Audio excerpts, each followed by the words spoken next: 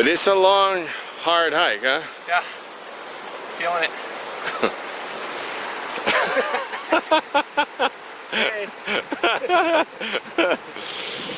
It's a boulder hopping the whole way, but this is where I camped last time. Right here, that's where I had my lamp hanging. We stopped off here, we're gonna have some lunch. Early in the morning, we started before sunup, and we're up here. It's only about noon, but it's rough going. And didn't see any mountain lions this time. We saw, what was it we saw? We saw a fox. We saw a fox and a chupacabra and a dead bird. Just dropped dead in the road. We were gonna bring it, but it's just a sparrow. But we're down here, and the owner or original leasee of this area, I was on the phone with his foreman yesterday, and I was on the phone with one of the guys in the canyon yesterday, and I was on the phone with one of the guys that delivers stuff to them yesterday, and they told me so much information. We're going to share this with you guys upriver a little bit, but I got stuff that's in no history book.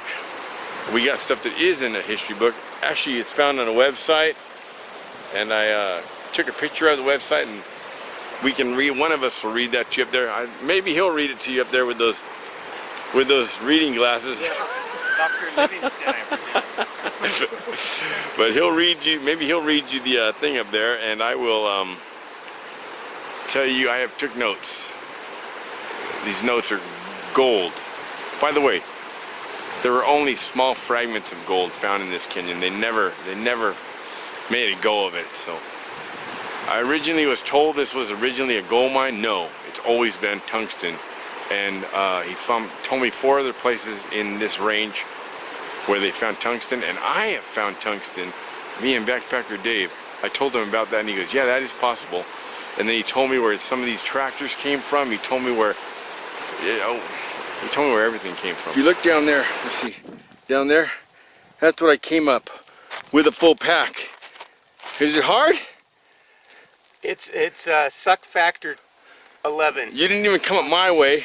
No, I came up the easy way. And you came up without a pack. Without a pack. Without camera gear. Without camera gear, I yes. had full pack, full camera gear up that. Oh man, I got to that hanging tree down there, the hanging garden. When I got to that hanging tree down there, that was it. I was out of gas. I didn't think I was gonna make it. Oh man, still right now, I'm resting on a ledge. I've still got to go across that. I just got to catch my breath. It is rough. Adam's over in the gulch trying to get away up. Yeah. He came in from this way. I came directly up that. You can't even see. Look at down there. That's what I came up. That is. What angle do you think that is? 70? I don't know if it's 70, but it's all of 60. I'd say 60 to 70 the entire way of slide. And it's all loose. Yeah. It's all loose. It's not. It's all loose. 2 steps forward, 2 steps back. Okay, guess what we found? Look at this. It's all collapsed. I don't think there's anything up here. I'm not sure. When we do go in, I'm going to be using this Wowtech A4 V2. Something chewed up this gas can. Look at that.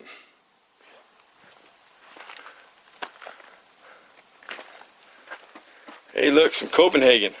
Check it out, an old tin.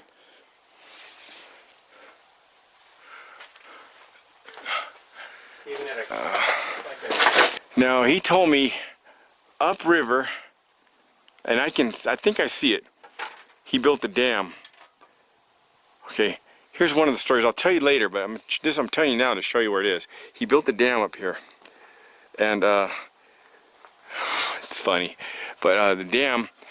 He was coming down, bringing a PVC pipe down to bring some water down here, straight down, building up enough speed like they did in the old, getting smaller and smaller. But when he released the thing, the valve, it blew the PVC pipe. So he needed steel pipe. He needed enough steel pipe, long enough steel pipe to get back here and do all this. Squirrel, look at this, drill bits. And so keep that in mind, and I'll tell you the rest of the story down there because I have it, the notes in my pack. Yeah, I brought my pack all the way up here. I don't want to give you the wrong information, but it's a hilarious story with some historical people. But his mission was to get that pipe into this canyon, and there are only 2 ways to go about it, and one of the ways was blocked because Curtis was working on the east end of the canyon where you go up and out. He was working on that, putting in that motorhome area, so that was all blocked off, so there's no way he could get a truck past that. Besides, some of the turns were too narrow, hairpin, so he had to come in from the Cattle Canyon way. But there was one guy's property, 2 guys' property that he had to cross. One of them said yes, the other one was a definite no. So I'll tell you I'll tell you who that guy is and how he got about it. It is hilarious. Right now we're gonna look at this. Okay, that's more than an inch, you know, dude. That's like, yeah, that's 1.5 inches, almost 2. Yeah, that's Snapala. Get some. Can opener. Open up a can of whoop ass. Oh, look at that anvil, dude. Yeah. And see, they got the harnesses here too. There's harnesses. Kevin Brown found one of those in the East Fork and took it out. He carried that out. Fuck. Harnesses, there's a harness in there. He carried that out from past the bridge to nowhere. He carried that out. It took him a bunch of trips, but he made it. That's dedication. Okay, the lighting. Wowtech A4V2. I'll show you more of this light afterwards.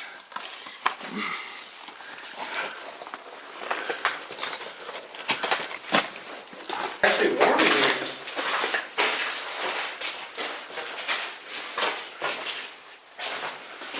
Primary escapeway. Secondary escapeway. Look at this.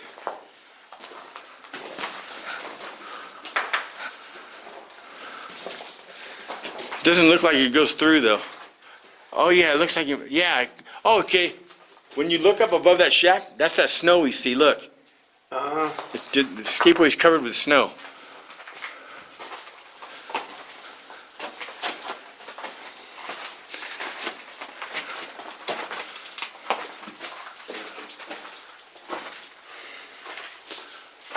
Yeah, look at that. That's it. We'll show you. I'll show you where that is when we go back out. Yeah, that collapsed. I know where it is. It's right above that workplace. Remember where I told you there was something up there? Yes. Okay. That way, look at that. Some pitchfork action. A couple of picks. Pry bar, matic. hammer, chisel. Look at this. That's for the oxygen, right? Yeah. Oh wow, look at this one. You didn't see it go straight up. This one too. There's a ladder. I can't even see the top of this light, but oh, there's another level. It goes up and then it goes that way. I can get up there. The next one has a ladder. Maybe it just connects right there, but you can see it. We'll go check them out. Oh shoot, that dropped right in my camera. Look at. Yeah. It looks like it goes that way. A lot of water drippage in here. Okay, I think we'll get this one. Save this one for last. It's on the way out. I want to check out the other ones first.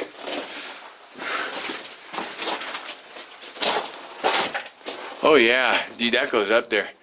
And it goes over. This is where they were drilling. Let's check this one out last. Let's go back.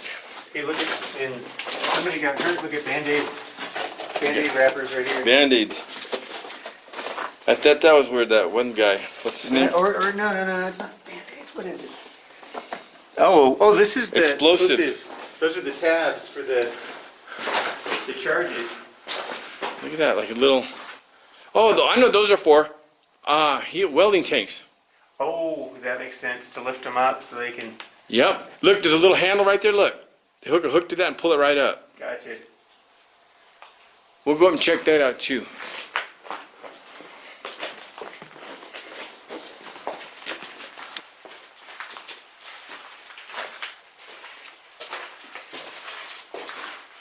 This looks like it collapsed a little bit right here because they're loose.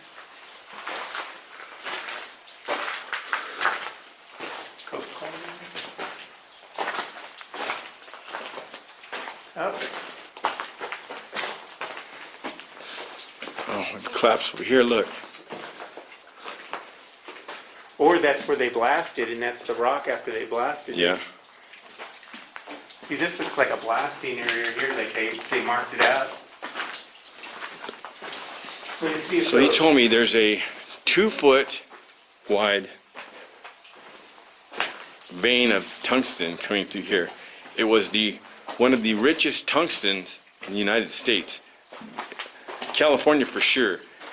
Some of the tungsten that's considered good is 6 to 8% pure. This mine back here was 70 to 80% pure. Want to try that one first? Sure.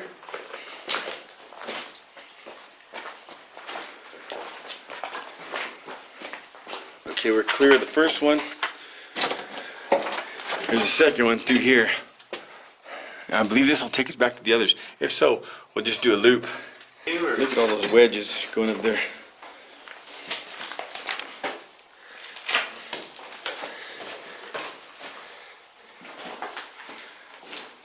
It doesn't go very far this way, but it goes back this way. And there's some cool stuff down here. Yeah. Looks like explosives.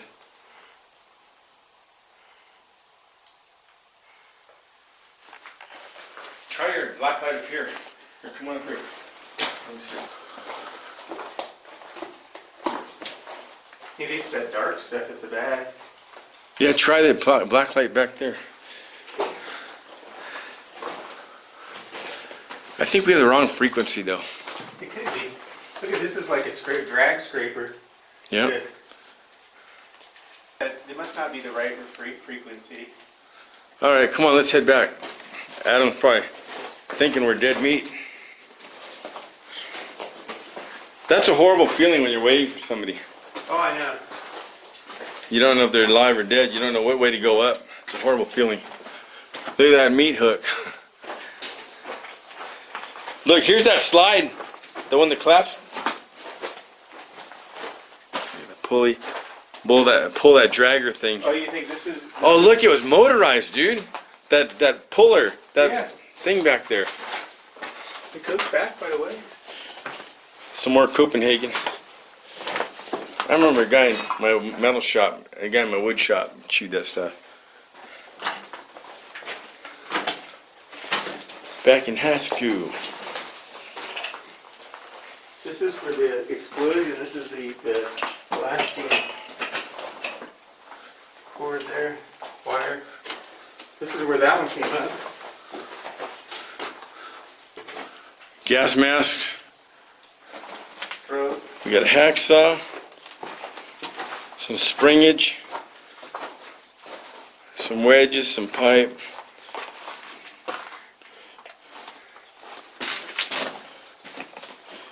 A baggie sealing something.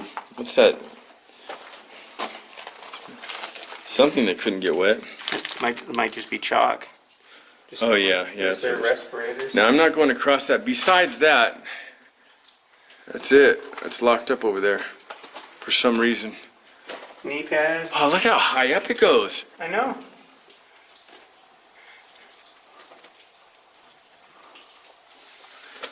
Maybe we can get there that other way. I don't think so though. No, I don't kind of trust that. If we run fast enough and step on the middle of that thing, we could rock right across and climb that chain link fence to the top. It just keeps, get over here. It just keeps going. Yeah.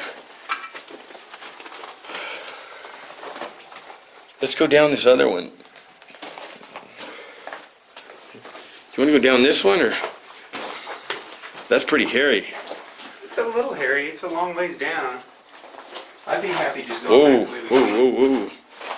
Okay, right here you could hold on to this hose, but where does it go? That's the thing. We don't know. See that pry bar down there? There's hose on the ground. I think that's where it came up from that other one, but I believe so. Okay, we'll see when we get down there. If there's a pry bar and some red hose on the ground, and it's it. The yellow hose that comes up. Yeah. If it is, we've been up here. If not, we'll come up the other one.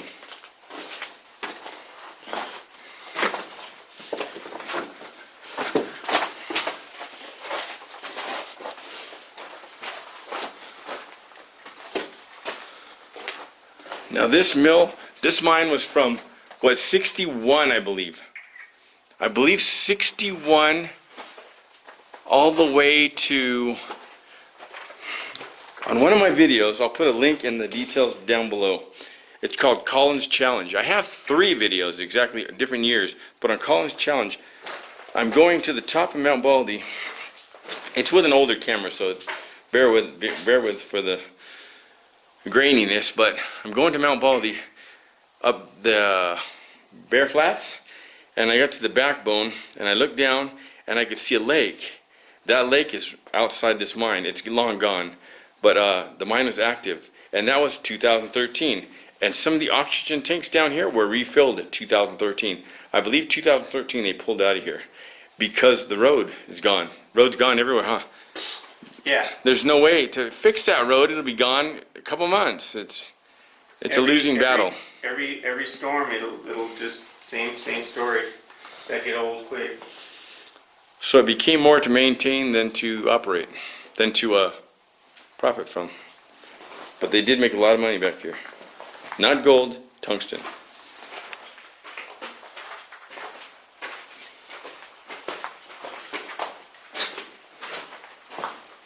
So if that other one has, there it is, yellow, Yeah, with the yellow hose, the pipe.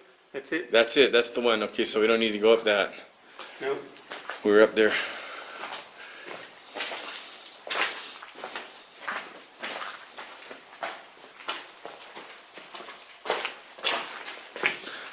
I pictured it being a lot deeper, further. Well, you saw where that chain link fence was up above. Yeah, it went real high.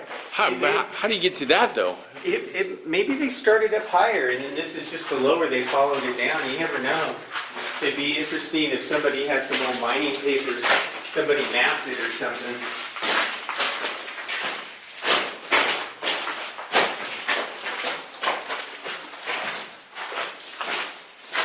I'm gonna see if it really does have a line punch to it. No, it's just water.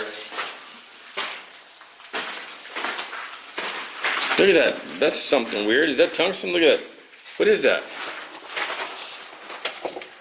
Almost got nailed.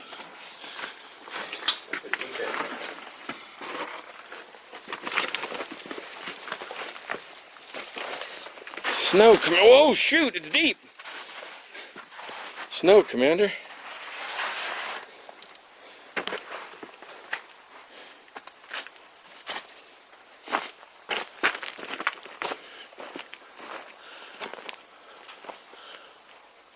We're up here on our way down, and he came across this, another one. Now, when I fell, I lost my food. I lost my canteen. But I'm gonna tell Adam that I lost the food, and I'm gonna tell him we got to take this and boil out the marrow. See if he goes for it or not. If he goes for it, I will go for it, and I will taste that marrow. But right now, my gloves are totally blown out. I'm gonna see what's in here. Yeah. Dude, we can sleep in here. Yeah, this one's actually nice. It's got a bunch of nice soft. This would make a good. This would be a good one for camping. 20 feet. That's it. This is like the one in almost exactly the same but bigger. The one in Graveyard Canyon. Yeah, Graveyard Canyon. You're right. It's about that. That one's super hard to get to. Super hard to get to.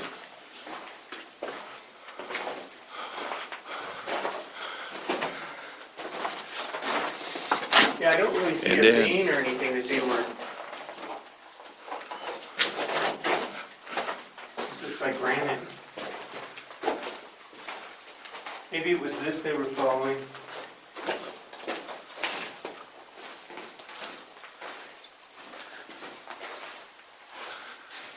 Sorry.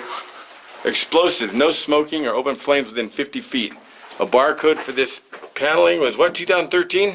2000, yeah. The doors are put on. This is the last time they were up here. So again, I get my lights out and light them up. Nothing in there. We've already looked.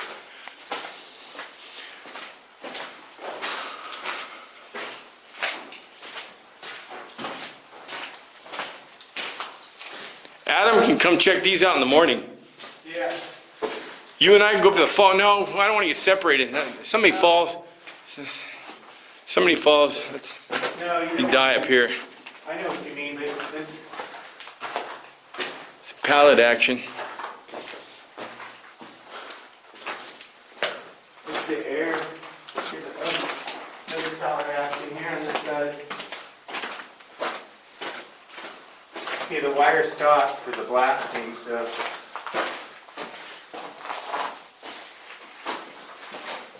What did this sign say?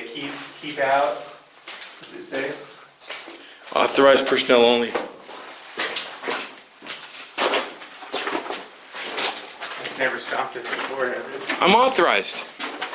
I was authorized. Look at the stream. It's flowing. Yeah, we know where to get our water. Dude, this one goes back pretty far. Yeah. This one goes back a little It's long. flowing, buddy.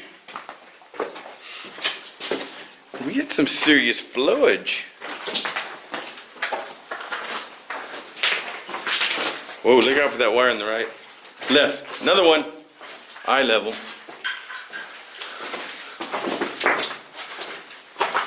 Oh yeah, Adam will at least like to see this one.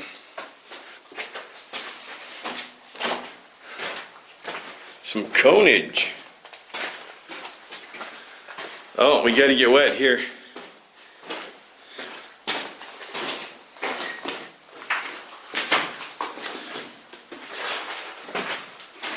Watch your head, wire, neck level.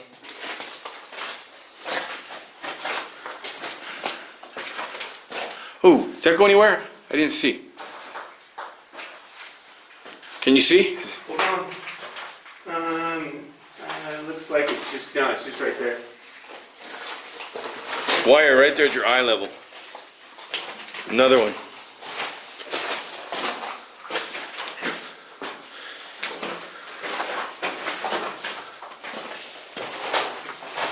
Some crumblage.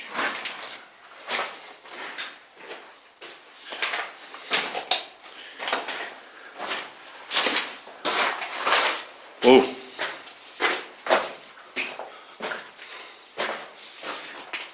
Dude, there's a lake back here.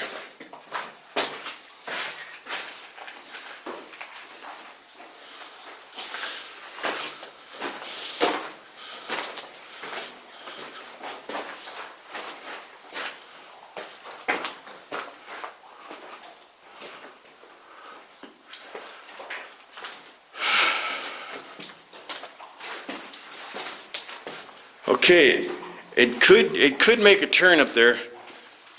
You think? I don't look like it. You want to go check? You got water shoes on or no? No. No, waterproof now. Does it look like a turn right up there? It looks like It looks like I can some see gravel. it looks like I can see the shore, huh? I think that's it right there. Unless it makes a real sharp turn. I don't think so. That's it. I really don't want to walk in there. Nah, I'm gonna get wet. But I think that is it. Look at on the water reflections on that back wall. Watch. Watch when something drops. Look at that. Some swirlage. See that? Yeah. It's pretty neat.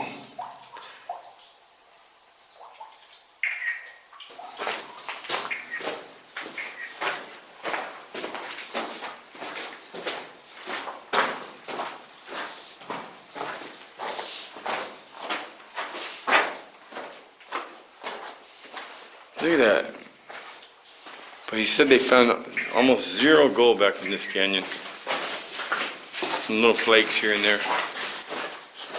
Here's a little story that I'd like to tell about two tungsten miners that didn't do so well. Okay, the guy that gave me the information, and Curtis, and two other guys were up here at the mine, and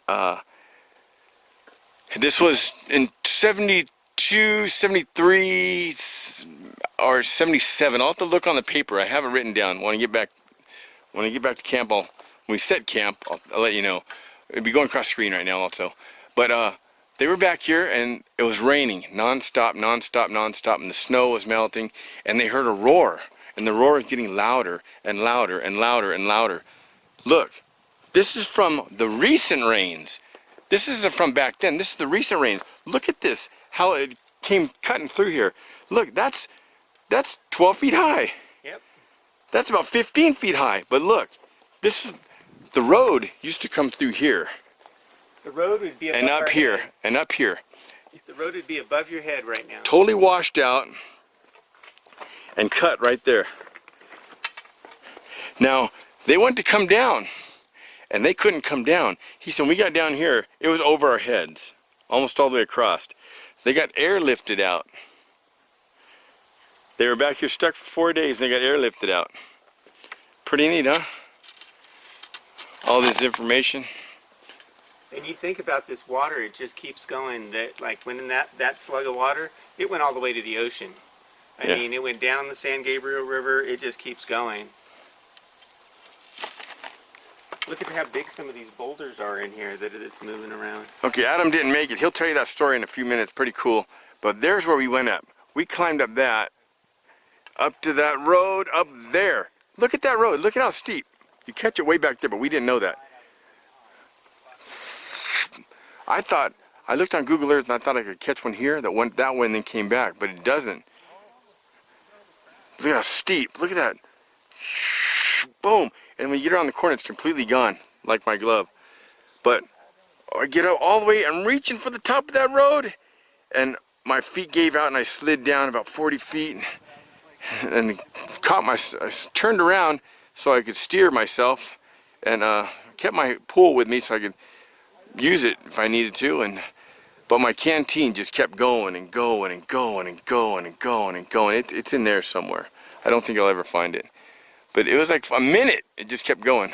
They'll tell the story over there at camp, but look at that. Boom. Oh, look at how steep that is. I can't imagine them going up there with trucks.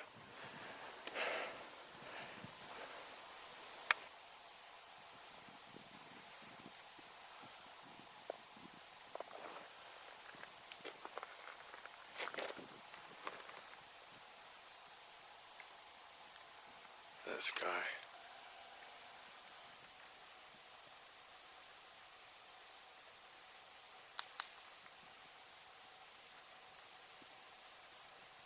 Okay, it's a bunch of little potatoes. I cut across on them all the way through. I got, about 3/4 inch of square of butter. Some seasoning. This is one of those things you get at Stater Brothers in the little things, the seasoned potatoes. And some butter, some olive oil, and some sea salt. I'm going to close it up, put some other foil on it, put it down there in those coals. Those coals are green screen though, so keep that in mind. Really? Okay, we got the beeswax candle going. Got that going there. Get this oil going. Steak, potatoes. What do you got going?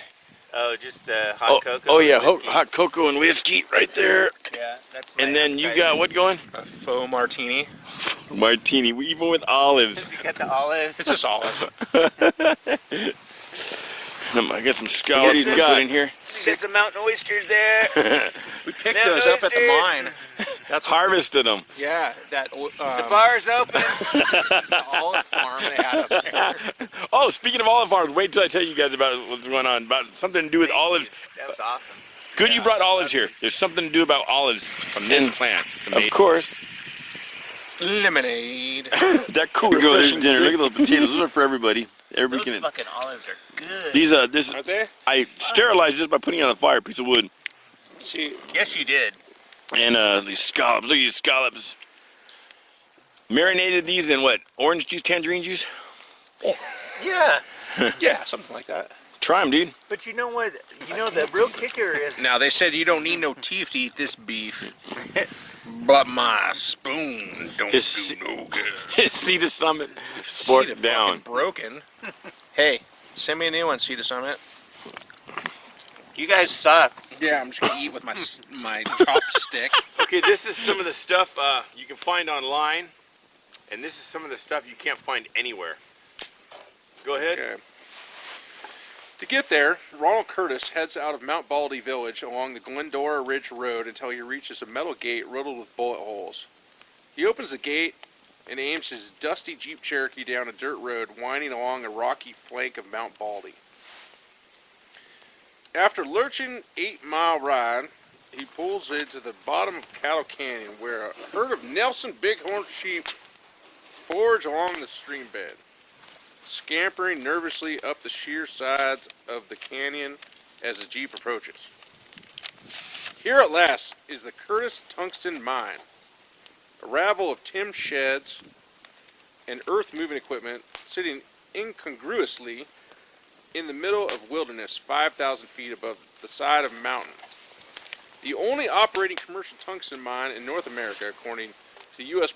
Bureau of Mines, the Curtis Mine is poised to chisel and blast an estimated 250 million worth of heavy metal out of those canyon walls. We don't break any records going to the bank. We will do it right, said Curtis, 43, a cantankerous Vietnam veteran who was, now mind you, this was in 1990, okay, so this guy's dead now. Or is he? Or maybe. He might still be roaming.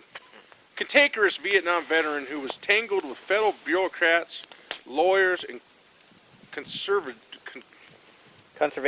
thank you, in keeping his mine open for 17 years. By next month, Curtis expects the mine to be, that doesn't make sense, turning out 88,000 pounds of the stuff a month. That will bring in a cool 300,000 at current prices, said Curtis, and he's expecting prices to go up. For the first time since Curtis took over the operation in 1973, the mine will be running round the clock with 8 miners and laborers drilling into rock, trucking ore down a precipice, and feeding the material. You guys hiked that precipice today. Yeah. Trucking ore down a precipice and feeding the material into a milling plant, which crushes rock and winnows out the final product that used to make light bulb filaments, radiation screens, computer chips, and drilling equipment. Tungsten. Tungsten is the rough-edged, unglamorous end of mining. You're not going to find 400-pound nugget of gold today and be a millionaire tomorrow, said Curtis, a trim, wiry man who's blind in one eye and partially deaf from blasting accident 14 years ago. As vital as the elements is, there has been an abundance of it in the world market in recent years. Most of it comes from China. Back in 1985, the Chinese dumped 20,000 metric tons on the market, Curtis said. That killed it for us. But the price has been edging up recently, from the less than $40 for the standard unit of 20 pounds in the mid-1980s to $72 now. With European countries imposing a new duty on Chinese tungsten, Curtis said the price may soon get up to $100. So it's full speed ahead for the Curtis mine. Curtis and his wife Claire, that's a fat girl's name, have taken the company public, raising more than $800,000 through a stock offering a year and a half ago. This is wild country up here, with towering big cone firs high up on sheer granite walls and a boulder-choked stream bed that in a rainstorm can turn into a raging torrent. Designated by Congress as the Sheep Mountain Wilderness in 1984, the canyon is off limits to any motorized vehicle or even dirt bikes, except those belonging to the mine. They had dirt bikes? Curtis' father, Andrew Curtis, an amateur prospector, stumbled into the canyon in 1951 and discovered a substantial tungsten lode, claiming 1,500 acres of it in 1952. The claim just sat there for more than 20 years. The family treasure waiting to be exploited, said the younger Curtis, whose father was killed in an automobile accident in 1969. Curtis graduated from high school in Ontario, went to Vietnam, then to the Colorado School of Mines. A month after he graduated, in 1973, he set up operations in the canyon. It has been a struggle ever since. Mining and milling are easy, Curtis said. It's the politics that's hard. Conservationists seeking to protect the bighorn sheep have sought to close him down. It's the lambing area, right there where the road goes, explained Lauren Lutz, head of the Society for Conservation of Bighorn Sheep.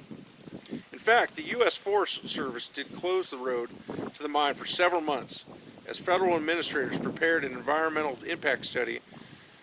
We were hiking in several times a week. Damn, 190 miles a month, Curtis recalled bitterly. He responded with 1.25 billion suit in 1984, claiming that the federal government was cheating him out of his claim. Things have settled down since then. Although a federal judge threw out the suit, Curtis has been allowed to continue mining under a grandfather provision in the bill that declared the area a wilderness. There are, however, some restrictions on the number of round trips miners can make along the road to the mine. That means just 4 trips a day during lambing season, April, May, and June, and 24 a day for the rest of the year. Can you imagine going up and down this 24 times a day? That's plenty to get his supplies in and his product out, Curtis conceded. On most conservation issues, Curtis remains a hardliner. Asked to identify some trees near his milling plant, Curtis shrugged and said, "When I look at a tree, I see firewood." But he and his conservationist, Lutz, have reached an understanding. "We agree on most things," Lutz said. "The one thing we disagree on is vehicular traffic on the road during lambing season." In wilderness operation with no access to paved road, mining has to be efficient, Curtis has kept the Cattle Canyon mine lean and efficient. There's no big company mentality here. He said, "When you're mining here, you won't be sitting in no office. Everybody works." Russell Rainey, a Bureau of Mines physical scientist in the Western Field Operations Office in Spokane, Washington, said Curtis has developed a reputation as an innovator. He makes a lot of his own machinery. Rainey said, "That milling plant just takes one guy to run. Milling can be very labor intensive." Curtis also has been blessed with especially high-grade tungsten. Rainey added, "Other folks grunt to get their tungsten," he said. "This just seems to fall from the sky."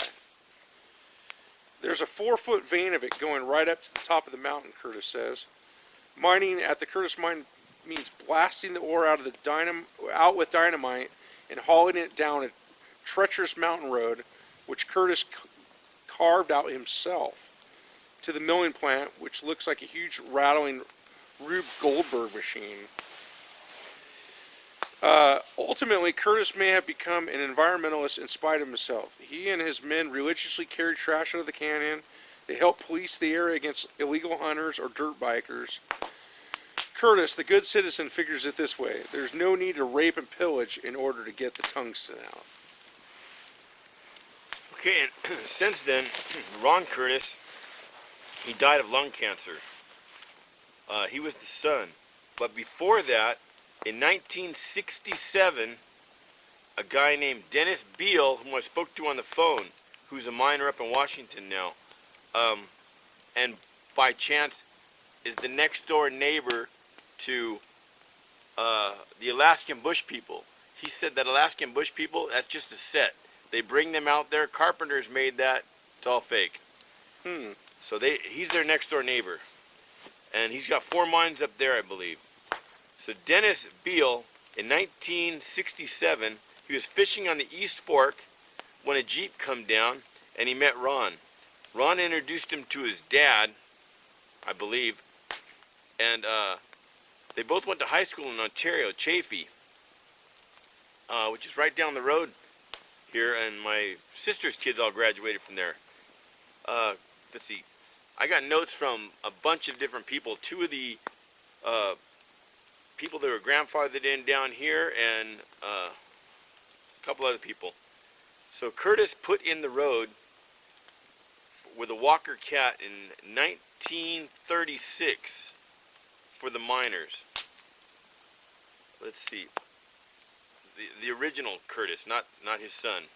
The dad that died Father. in an automobile accident. And he put in the road over by Cow Canyon Bridge, off of the East Fork by Glendora Ridge Road. And he said when he was putting that road in, fixing it for them, and fixing a bridge, one of the guys invited him into a cabin and showed him, and he said he held it in his hand. Ron Curtis, the son, later on held this in his hand. It was a diary from one of the old, I don't have any last name to him, but let's see. A guy named Ed, a prospector who had a cabin back here that still exists on total private property, though, in a small canyon. And Ed's wife had written in there, one of the entries was, Ed got drunk on the beer they made a couple weeks ago, and he cut down a tree and taken out the bridge. And now everybody in the canyon was mad at him. He said he actually held that journal. Let's see. Ron Graber is the geologist for this area, and he went to school with Ron at Chaffee. Now, Ron Graber's father, down in Ontario, owned Graber Olives. And if you go down there, they still have one of the original grinding stones and one of the original trucks they delivered them on the premises. And then, just all kinds of random notes from telephone calls. Let's see. In 1976 and 78, Ron and Dennis were out by Goldstone, Mojave Desert, a reservation, military reservation, looking for another carbide mine, or another tungsten mine. And they bought two of these, a tractor and a loader there that they brought into here. And he said, in my last video, those were seen. Those two originals were seen up here. Maybe the one's buried up here, I'm not sure. But he told me that in 1973 or 77, he couldn't remember, Ron Graber, or Ron Curtis and Dennis Beal and two other guys were running the mine, and they were up here for 4 days, and it was a big rainy season back then, snow melting, and they heard a loud thundering noise, and they came down, and where I showed you up by the mine, by the road, the water was just totally across. They couldn't get out. They were back here for 4 days till they got airlifted out. Not soon after that, Dennis found a 176-pound slab of tungsten. He called it a spud. He had that thing for 3 or 4 years. He had multiple mines going, and he needed diesel. So he called us. He was going to try to sell it, but he said it deserved to be in a museum because the tungsten taken out of here was 60 to 80% pure. So he called the Smithsonian, and the Smithsonian told him they'd take it. That was unbelievable. They'd take it if it was real, but they're not going to buy it. And he goes, I need diesel fuel. If you don't buy it off me, I'm just going to crush it and sell it as product. And the guy said, you wouldn't do that. And 3 days later, they called him back, and they got the okay to buy it. And he said, it's already been crushed and sold as product. But he still, to this day, when I talked to him on the phone up in Washington, he goes, I'm still looking at a 15-pound that I kept here on my shelf. Let's see.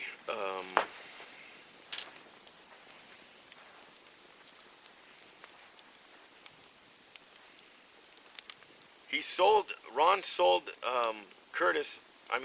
Dennis made and sold Curtis a sluice box. And he said after that flood, it was never seen again.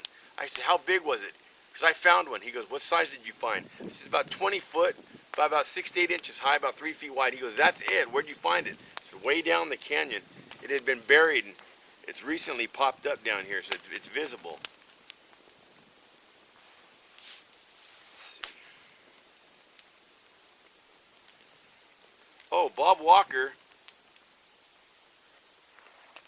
used to own, let's see, he's the owner, he used to be the owner of the Woodman Ranch. The Woodman Ranch is the one, if you look down from, when you're going up from Heaton Flats, you're going up to Iron Mountain, you get to the south and you look down, you see that ranch? That's the Woodman Ranch.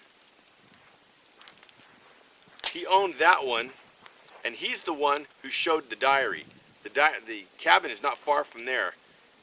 And that belonged to Bob Walker. Now, Bob Walker also owns, well, actually the son owns it now. When you're going up to San Antonio Falls, and you get to those last two houses before you do the quick turn and head away from the falls to go to the notch, he owns that house down there. It's all kinds of stuff you don't find in books. Let's see.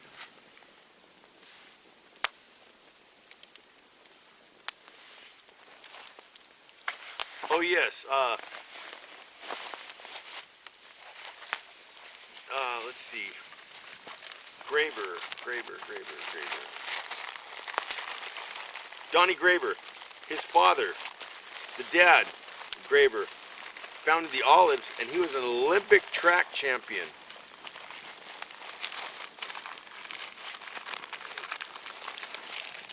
Dennis Beale at the time grew up in a house down here in Ontario. I'm going to try to go by there and get a picture of that house. And he was telling me one time, let's see, Dennis and Ron were coming down from the Mount Baldy side. They were coming down, and they're driving down with a big truck, and there's some people camped in the road. And they told them, get off the road, this is a private road, we're coming down. The people said, we're camped here, we're not moving, because you're camped in a road. And so Ron told Dennis, here, let me drive, I'll take care of this. He turned on the high beams, and he started going real slow toward the tent, bumper up against the tent, just laid on that horn, blew the horn, blew the horn, blew the horn. They all came out of the tent. He said it was a big tent, 4 or 5 people in it. They came out of the tent. He said he got his wheels on the tent and then spun the wheels to shoot the tent out. And they just kept going. He told him, I told you you're on private property. Let's see. Wait, what did they say, though?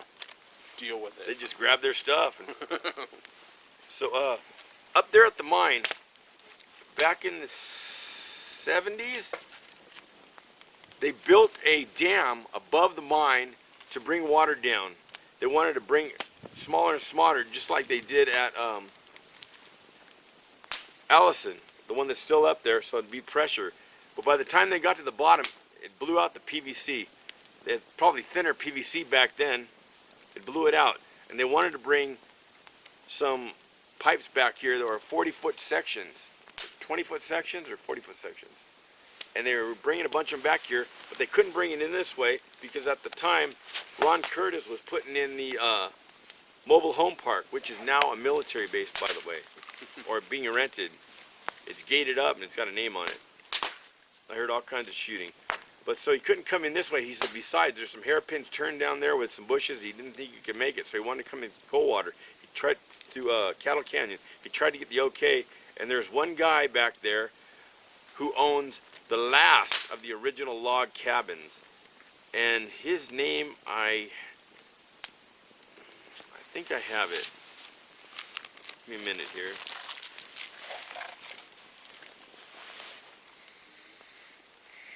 Oh, his name was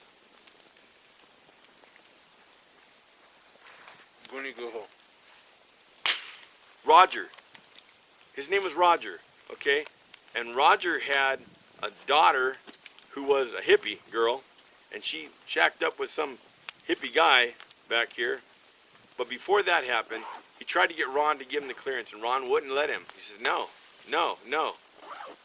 So he knew Ron liked to smoke weed, and he knew Ron liked to drink. So he took him down to Camp Williams at the time, and he got him stone drunk, completely drunk.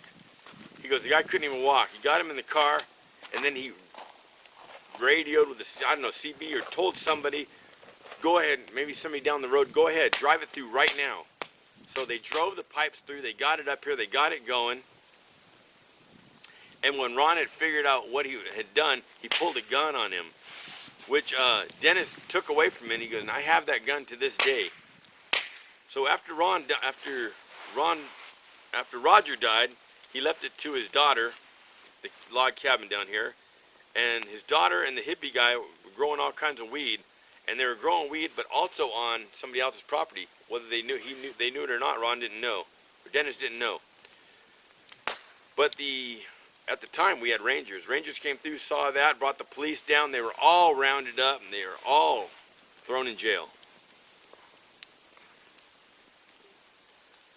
They also had a problem up here. Once they put that steel pipe in, the pool that he built with the dam was getting a bunch of frogs in it. It was shooting the frogs down at light speed, and the frogs were getting clogged down at the bottom. He goes, they couldn't keep the frogs out. See, I mean, this guy, I talked to this guy a few different days, and he just gave me so much information.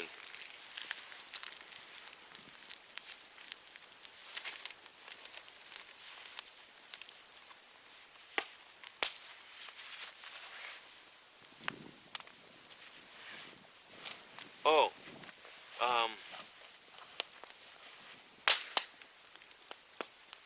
at the military base, they got a dump truck and a conveyor.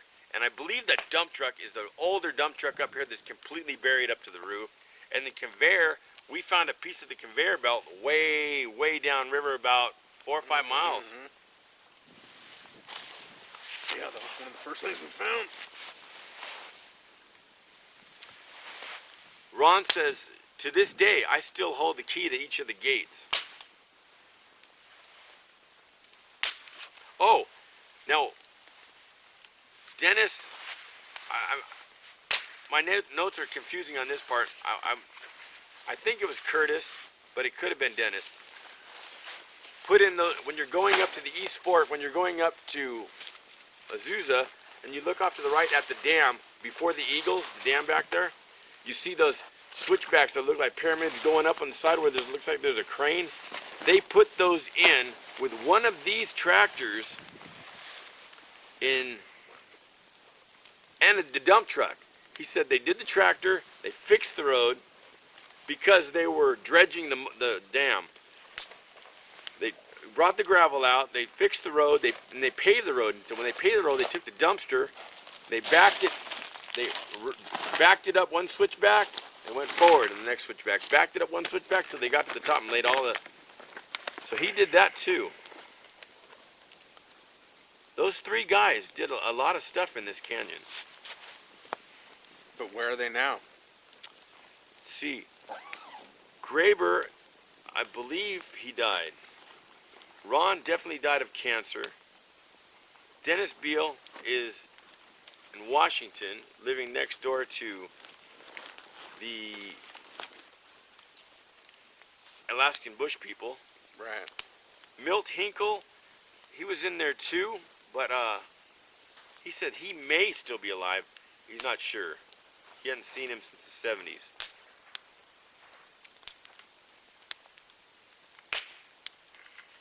But he also told me some interesting stories. He also told me this is some really cool stuff. Oh, wow.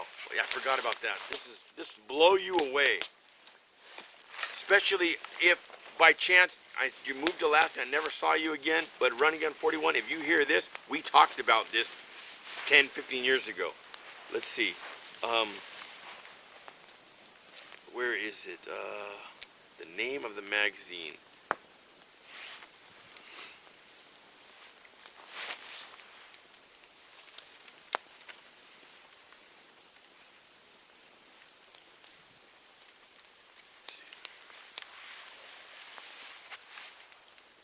Oh, no, that isn't it.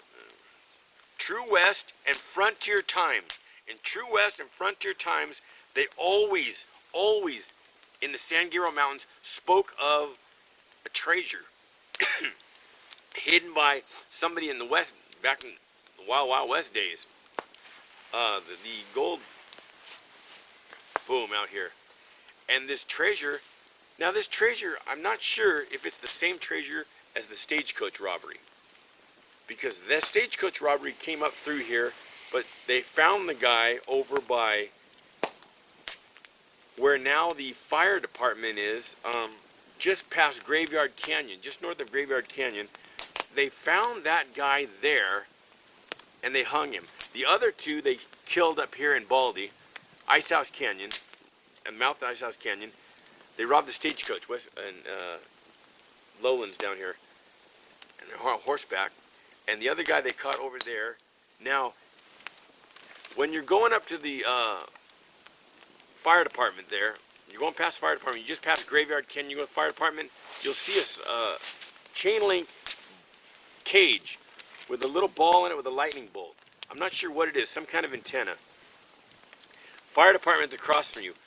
The next thing you're going to see is a bridge. You can't park there, but if you go up around the corner and park, you can walk back. And if you go under that bridge or off that bridge and you go back in that canyon, it's hard. It's hard, difficult to get to. But if you go back in that canyon and you go back about, without any brush, it would be about a 10-minute walk. But with the brush, you're looking maybe 20, 30 minutes. And you make a left-hand turn. If you stick to the left wall, away from where the water, on the left wall, you go another 50 feet and you look up away from the water, maybe 50 feet, there's a prospect or a gold mine.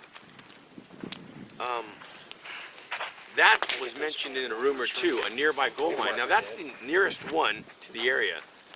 If you've got a strong metal detector, a good metal detector, and a lot of patience, you may find it. Supposedly it's 33 pounds of gold.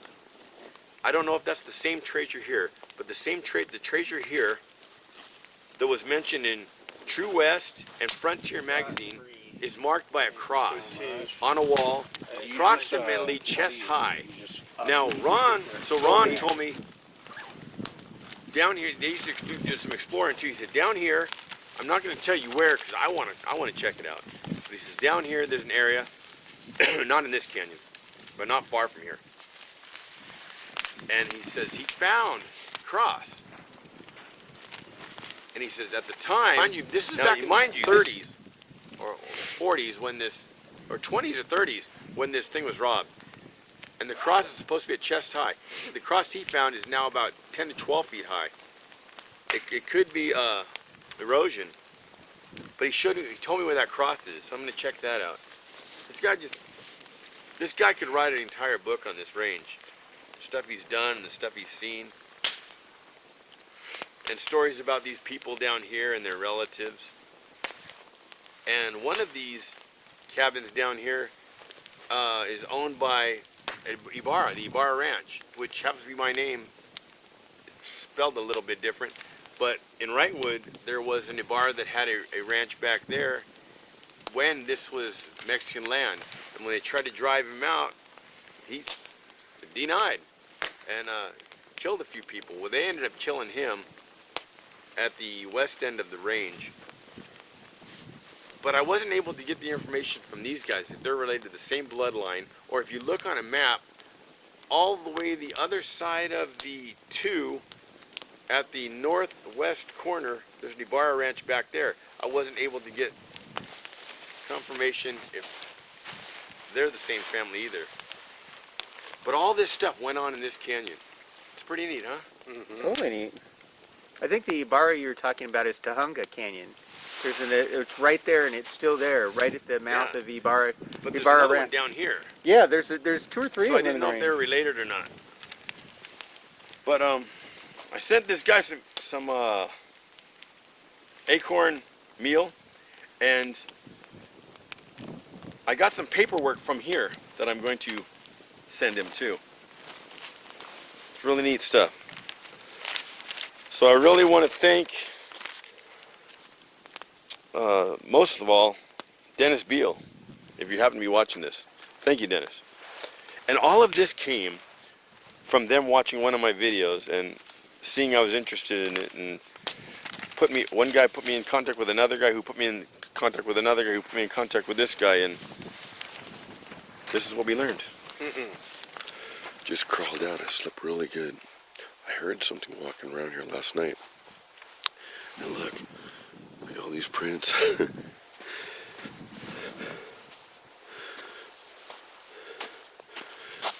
They walk right past me. I heard something walking around, but the wind was coming up, and my baby was making a little bit of noise. His tent was making a little bit of noise. But look at that.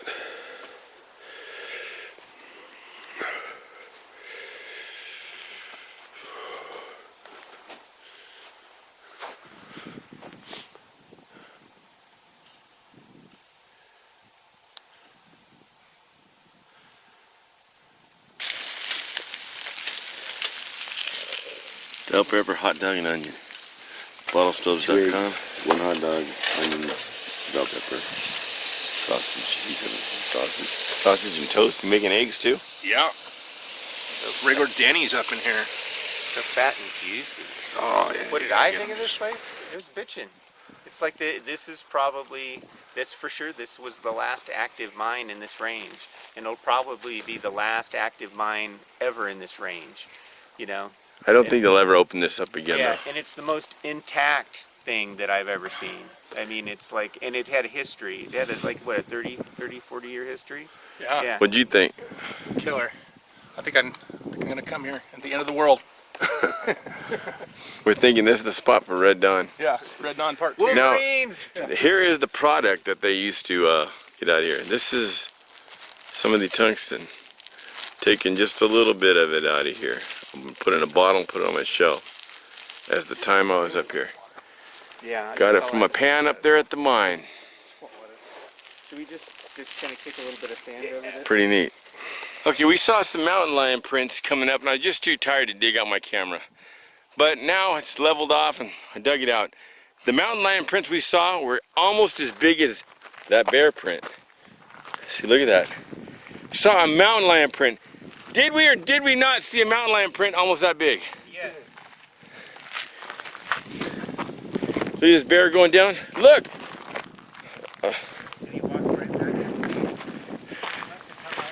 And then coming up here. You can see our prints when we walk down. That's There's yours. some big mountain lion Your waffle print on in the this bottom of canyon. yours, is it? Big. No, that must be yours then. Well, hey, the one that I This is- saw 'cause this is was like mine. as big as a German Shepherd. The one I saw 2 weeks ago. The mountain lion? Yeah. Yeah, We just missed it. There he is right there. Look at, he's walking right along here.